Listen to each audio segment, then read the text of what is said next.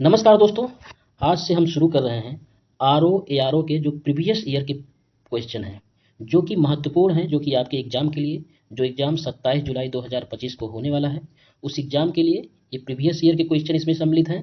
एक तो previous year के क्वेश्चन सम्मिलित है, दूसरा इसमें जो महत्वपूर्ण प्रश्न है वो भी सम्मिलित किए गए हैं। तो सबसे इंपॉर्टेंट चीज़ है कि इस सीरीज में हम जो भी मैच द फॉलोइंग प्रश्न है, यानी कि इस संविधान और राज्य व्यवस्था के जो भी महत्वपूर्ण मैच द फॉलोइंग्स हैं, जो कि आज तक आर ओ के प्रश्न पत्र में पूछे गए हैं, उन सभी को हमने इसमें शामिल किया है। इसके अतिरिक्त जो महत्वपूर्ण हैं उनको भी हमने इसमें शामिल किया है। तो यदि आप 20 स्लाइड पढ़ के जाते हैं तो मैच द फॉलोइंग यदि संविधान और राज्य व्यवस्था से आता है तो 100% इसी में से आएगा, इससे बाहर नहीं जाने वाला है। तो इसको जरूर पढ़ के जाइएगा। तो हम शुरू करते हैं। सबसे पहला है पंचायतें। पंचायत का प्रावधान भारत के संविधान में किस भाग में है? तो वो है भाग 9, भाग 9 में है। नगर पालिका का प्रावधान भाग 9 का में है। सहकारी समितियों का प्रावधान भाग 9 खा में है। अधिकरण का प्रावधान भाग 14 का में है। किसमें है? अधिकरण का प्रावधान भाग 14 का में है। नागरिकता का प्रावधान भाग 2 में है। संघ राज्य क्षेत्रों का प्रावधान भाग 8 में है। किसमें है संघ राज्य क्षेत्रों का प्रावधान? भाग 8 में है। निर्वाचन क्षेत्रों का प्रावधान भाग 15 में है। किसमें है निर्वाचन क्षेत्र? भाग 15 में है। राजभाषा का प्रावधान भाग 18 में है, सॉरी भाग 17 है, ये 18 नहीं है, ये भाग 17 में है राजभाषा का प्रावधान। ठीक है, दिमाग को, अपने माइंड को एकाग्र करके इसको पढ़िए, हमारे साथ पढ़ते हुए, कंठस्थ करते हुए चलिए, तब दोबारा भी रिवीजन कर लीजिएगा तो ये इसका लगभग 90% आपको याद हो जाएगा। ठीक है, आगे देखते हैं। कुछ वर्गों के लिए विशेष उपबंध, ये किस भाग में है? कुछ वर्गों के लिए विशेष उपबंध, ये भाग 16 में है। भाग 16 में है कुछ वर्गों के लिए विशेष उपबंध। आपात उपबंध किस में है? आपात उपबंध है भाग 18 में।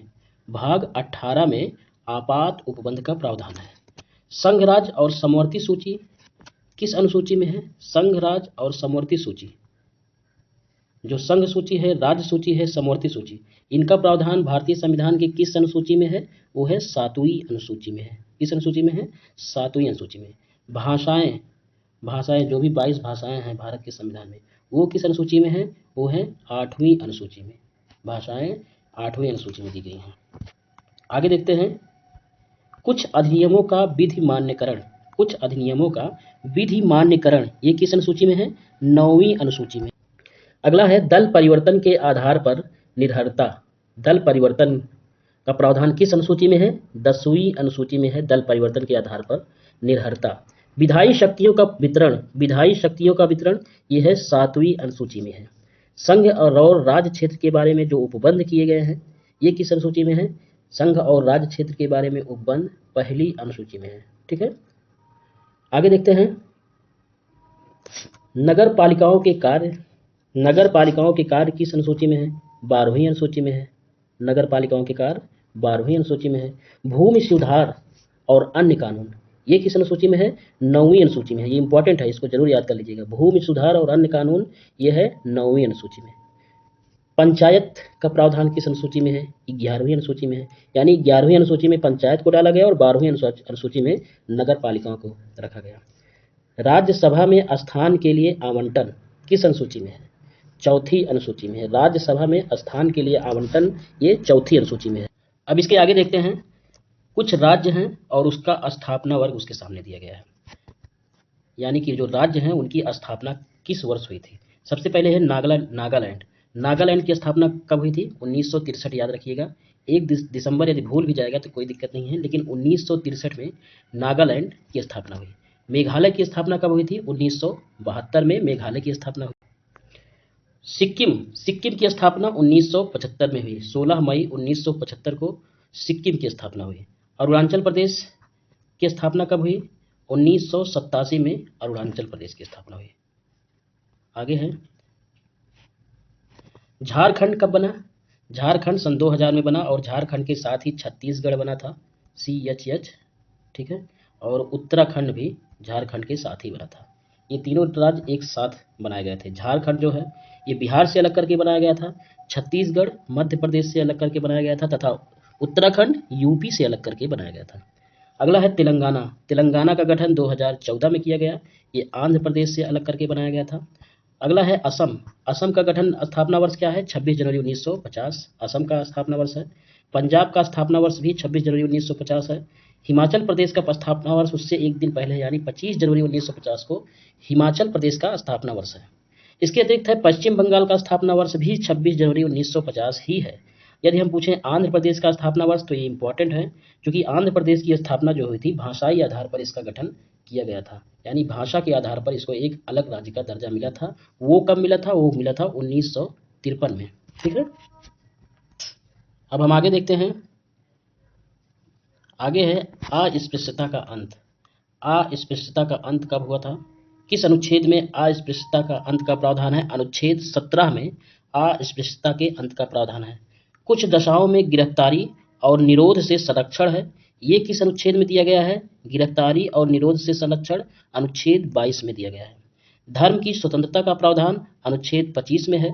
अल्पसंख्यकों के हितों का संरक्षण अल्पसंख्यकों के हितों का संरक्षण ये अनुच्छेद 29 में इसका प्रावधान है। समानता का अधिकार किस अनुच्छेद में है? अनुच्छेद 14 में समानता का अधिकार दिया गया है।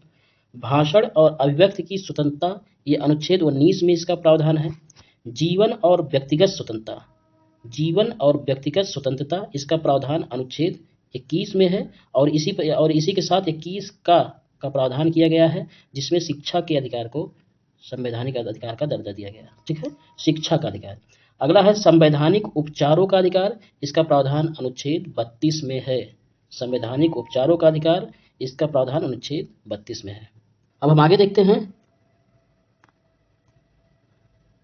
हैं कि ग्राम पंचायतों का गठन इसका प्रावधान जो नीति निर्देशक तत्व है उसके तहत अनुच्छेद 40 में है। ग्राम पंचायतों का गठन। कुछ दशाओं में काम, शिक्षा और लोक सहायता पाने का अधिकार। कुछ दशाओं में काम, शिक्षा और लोक सहायता पाने का अधिकार इसका प्रावधान किया है अनुच्छेद 41 में। ठीक है, समान नागरिक संहिता का प्रावधान है अनुच्छेद 44 में। कृषि और पशुपालन इसका प्रावधान है अनुच्छेद 48 में। मनरेगा कार्यक्रम का प्रावधान भी है, ये अनुच्छेद 43 में ही है। अनुच्छेद 43 में मनरेगा कार्यक्रम का प्रावधान है। मद्य निषेध यानी शराब निषेध का प्रावधान है अनुच्छेद 47 में। गौ संरक्षण का प्रावधान है अनुच्छेद 48 में। पर्यावरण संरक्षण का प्रावधान है अनुच्छेद 48 का में। तथा गरीबों के लिए मुफ्त कानूनी सहायता इसका प्रावधान किया गया है अनुच्छेद 39 का में। आगे देखते हैं। समाजवादी पंथ निरपेक्ष शब्दों को जोड़ा गया। किस संविधान संशोधन के तहत जोड़ा गया? समाजवादी पंथ निरपेक्ष शब्दों को जोड़ा गया। ये किस संविधान संशोधन के तहत जोड़ा गया था? 42वां संविधान संशोधन 1976 में। ठीक है, आपातकालीन शक्तियों में कटौती की गई। किस संविधान संशोधन के तहत? 44वां संविधान संशोधन 1978 के तहत आपातकालीन शक्तियों में कटौती की गई। इसके अतिरिक्त है दल बदल विरोधी कानून की शुरुआत हुई, वो हुई थी 52वां संविधान संशोधन 1985 में। पंचायती राज व्यवस्था की स्थापना की गई 73वां संविधान संशोधन अधिनियम 1992 के तहत। 6 से 14 वर्ष के आयु के बच्चों के लिए शिक्षा का अधिकार का प्रावधान किया गया। ये किया गया था 86वां संविधान संशोधन अधिनियम 2002 के अंतर्गत। मताधिकार की आयु 21 वर्ष से घटाकर 18 वर्ष की कर दिया गया। ये किस संशोधन के तहत हुआ था? 61वां संविधान संशोधन अधिनियम 1989 के तहत ये किया गया था। अगला है कुछ समितियां दी गई हैं और उसका स्थापना वर्ष बताना है। ठीक है, वो किस वर्ष वो समितियां लागू हुई थी या किस वर्ष स्थापित की गई थी। सबसे पहले है पी के थुंगन समिति। पी के थुंगन समिति 1988 में इसका स्थापना वर्ष है। अशोक मेहता समिति इसका स्थापना वर्ष है 1977। बी आर मेहता समिति 1957।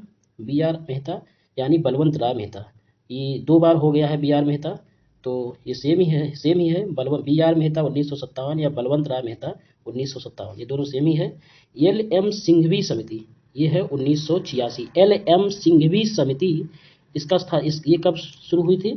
इसने कब अपनी रिपोर्ट, ये LM सिंघवी समिति जो है ये पंचायती राज व्यवस्था के तहत इसने अपनी रिपोर्ट सौंपी थी, ठीक है, 1986 में इसने अपनी रिपोर्ट सौंपी थी। आगे देखते हैं, कुछ संस्थाएं हैं और उनका स्थापना वर्ष है, कुछ महत्वपूर्ण संस्थाएं हैं उनका स्थापना वर्ष कब कब है, आइए देखते हैं। अंतरराज्य परिषद की स्थापना वर्ष कब है? अंतरराज्य परिषद का स्थापना वर्ष 1990। राष्ट्रीय विकास परिषद का स्थापना वर्ष 1952। केंद्रीय सतर्कता आयोग का स्थापना वर्ष 1964। राष्ट्रीय मानवाधिकार आयोग का स्थापना वर्ष 1993। केंद्रीय अन्वेषण ब्यूरो का स्थापना वर्ष 1963। भ्रष्टाचार निरोधक कानून का स्थापना वर्ष 1988 में है। प्रवर्तन निदेशालय का स्थापना वर्ष 1956 में है। ये रही महत्वपूर्ण संस्थाएं और उनका स्थापना वर्ष। आगे देखते हैं, कंपनी अधिनियम कब आया था? 2013 में कंपनी अधिनियम लाया गया था। भारतीय संविदा अधिनियम ये 1872 में लाया गया था। 1872 में भारतीय संविदा अधिनियम लाया गया था। साझेदारी अधिनियम 1932 में लाया गया था। साझेदारी अधिनियम। वस्तु विक्रय अधिनियम ये लाया गया था 1930 में। वस्तु विक्रय अधिनियम 1930 में लाया गया था। आगे देखते हैं, पंचायत सदस्य, कुछ पद हैं और उनकी न्यूनतम आयु अर्हता कितनी होनी चाहिए वो दिया गया है इसमें। पंचायत सदस्यों के लिए, पंचायत सदस्य का चुनाव लड़ने के लिए न्यूनतम अर्हता कितनी होनी चाहिए? 21 वर्ष। 21 वर्ष होनी चाहिए। विधानसभा का सदस्य बनने के लिए न्यूनतम अर्हता 25 वर्ष होनी चाहिए। विधान परिषद का सदस्य बनने के लिए न्यूनतम अर्हता 30 वर्ष होनी चाहिए तथा भारत का राष्ट्रपति बनने के लिए न्यूनतम आयु अर्हता 35 वर्ष होनी चाहिए। 35 वर्ष। आगे देखते हैं, कुछ प्रमुख राजनीतिक दल हैं और उनका स्थापना वर्ष इसमें बताना है। कुछ प्रमुख राजनीतिक दल हैं, इनका स्थापना वर्ष इसमें बताना है। सबसे पहले है भारतीय राष्ट्रीय कांग्रेस। भारतीय राष्ट्रीय कांग्रेस की स्थापना हुई थी 1885 में। A.O. ह्यूम की अध्यक्षता में इसकी स्थापना हुई थी। भारतीय साम्यवादी दल की स्थापना 1925 में हुई थी। साम्यवादी दल की स्थापना 1925 में हुई थी। भारतीय जनसंघ की स्थापना 1951 में हुई थी। AIADMK इसकी स्थापना 1972 में हुई थी। भारतीय जनता पार्टी की स्थापना 1980 में की गई और अटल बिहारी वाजपेयी और लाल कृष्ण आडवाणी ने मिलकर इसकी स्थापना की थी, भारतीय जनता पार्टी की। बहुजन समाज पार्टी की स्थापना 1984 में हुई थी और काशीराम ने बहुजन समाज पार्टी की स्थापना की थी। तृणमूल कांग्रेस की स्थापना 1998 में हुई थी। तृणमूल कांग्रेस की स्थापना, और ममता बनर्जी ने तृणमूल कांग्रेस की स्थापना की थी। आम आदमी पार्टी की स्थापना 2012 में हुई थी और अरविंद केजरीवाल ने इसकी स्थापना की थी। आगे देखते हैं, कुछ प्रमुख आयोग हैं, उनका गठन वर्ष आगे दिया गया है, तो उसके बारे में हम आइए देखते हैं किस वर्ष उनका गठन किया गया। सबसे पहले है वित्त आयोग का गठन हुआ था 1951 में। निर्वाचन आयोग का गठन हुआ था 1950 में। योजना आयोग का गठन 1950 में। राष्ट्रीय मानवाधिकार आयोग का गठन हुआ था 1993 में हुआ था। राष्ट्रीय महिला आयोग का गठन हुआ था कब? 1992 में राष्ट्रीय महिला आयोग। राष्ट्रीय पिछड़ा वर्ग आयोग का गठन हुआ था 1993 में हुआ था, लेकिन जब 1993 में पिछड़ा वर्ग आयोग का गठन हुआ तब इसको संवैधानिक दर्जा नहीं मिला था। संवैधानिक दर्जा इसको बाद में मिला 103वां संविधान संशोधन अधिनियम के तहत। नीति आयोग का गठन कब हुआ था? 2015 में नीति आयोग का गठन हुआ था, 1 जनवरी 2015 को।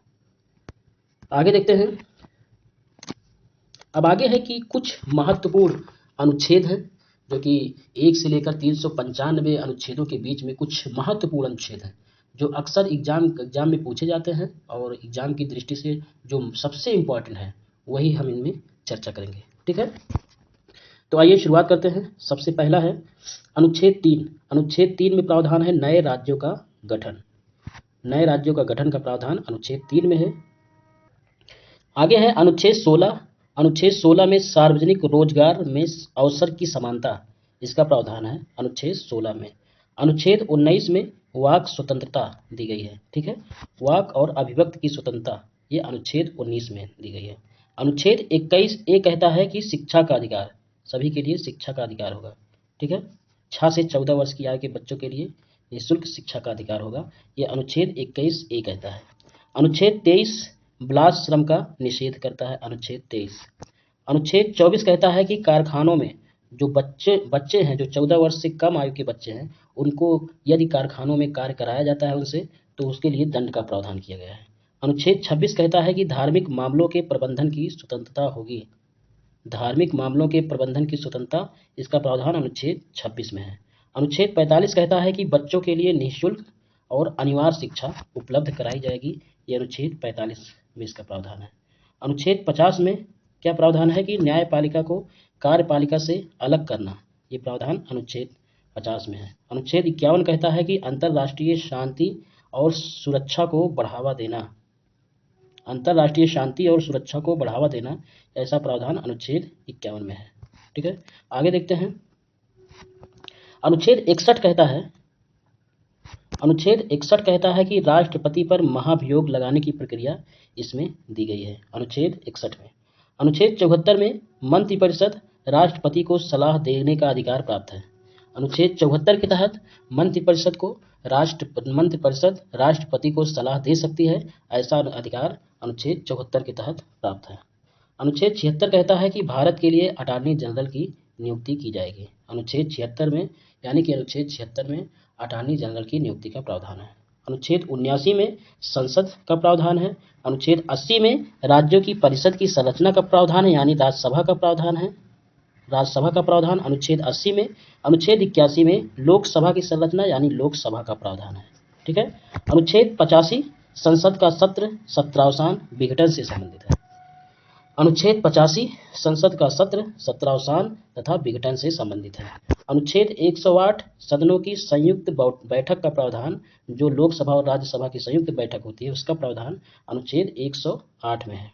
अनुच्छेद 109 में धन विधेयकों की प्रक्रिया है। धन विधेयकों की प्रक्रिया अनुच्छेद 109 में है, तथा अनुच्छेद 110 में धन विधेयकों की परिभाषा दी गई है। किसकी? धन विधेयक की परिभाषा दी गई है। अनुच्छेद 112 में वार्षिक वित्तीय विवरण का प्रावधान है, यानी जो हर साल बजट पारित होता है, उसका प्रावधान अनुच्छेद 112 में है। अब आगे देखते हैं अनुच्छेद 123। अनुच्छेद 123 में राष्ट्रपति की अध्यादेश जारी करने की शक्ति का प्रावधान है। अनुच्छेद 123 में। अनुच्छेद 124 में उच्चतम न्यायालय की स्थापना एवं गठन का प्रावधान है। अनुच्छेद 124 में।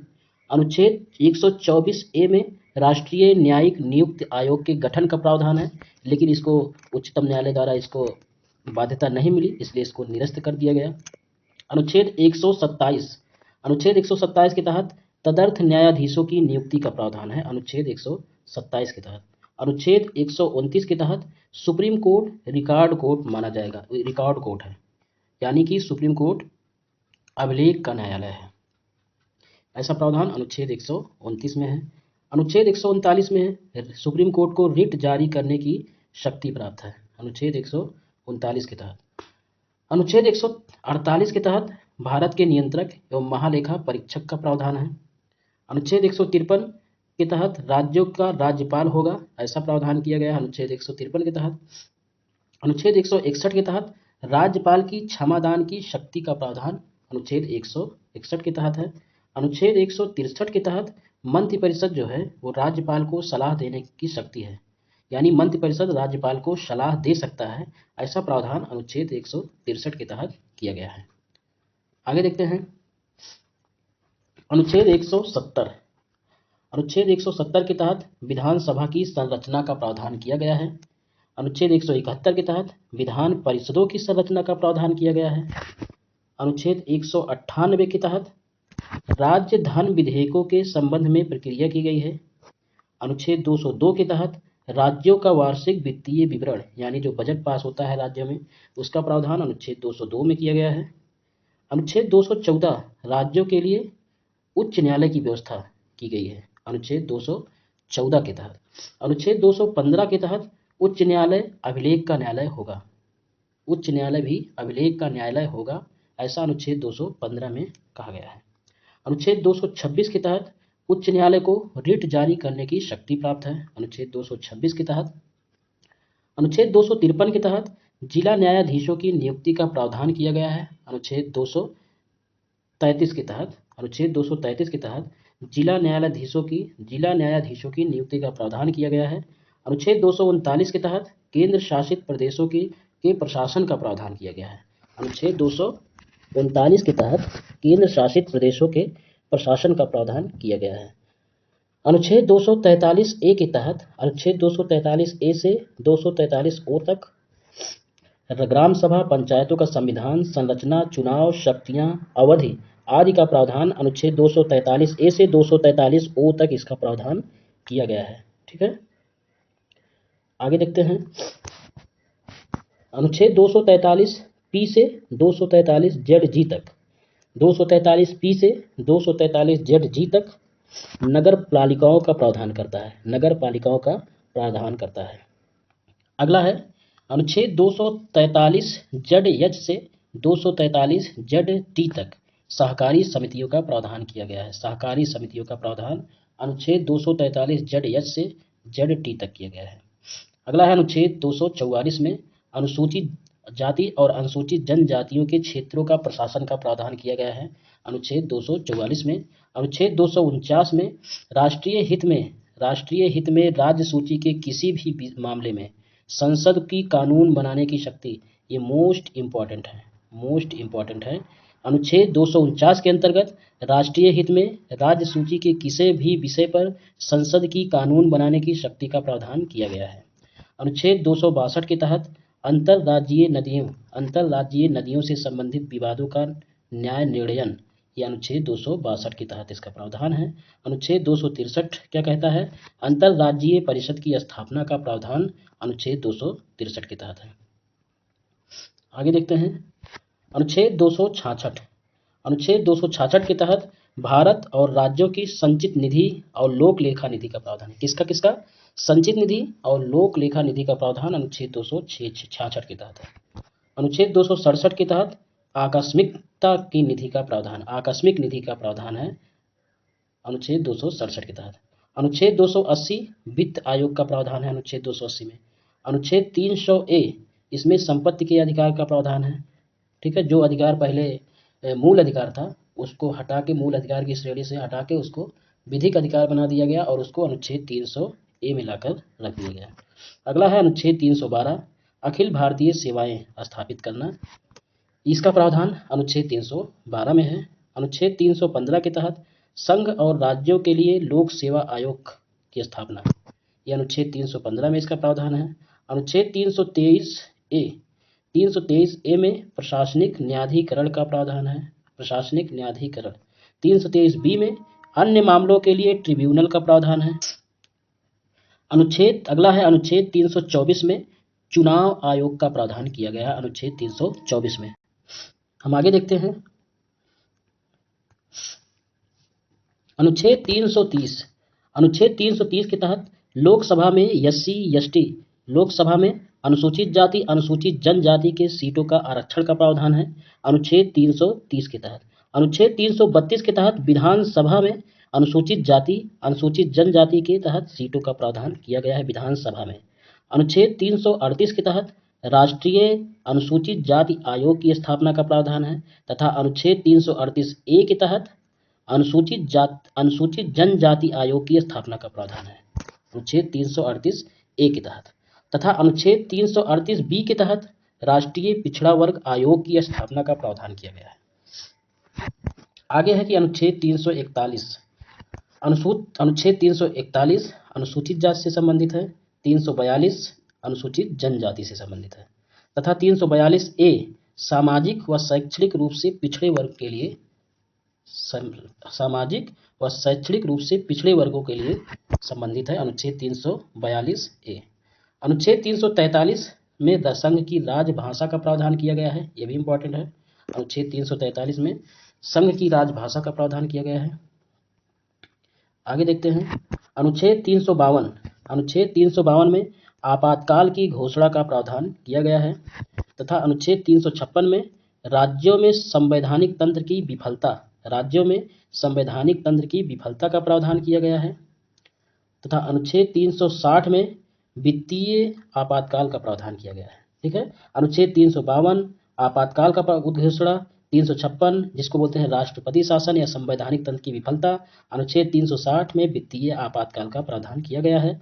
अनुच्छेद 368 में संविधान संशोधन का प्रावधान किया गया है तथा अनुच्छेद 370 में जम्मू और कश्मीर के संबंध में अस्थायी प्रावधान किए गए हैं। ठीक है, तो इसके लिए धन्यवाद।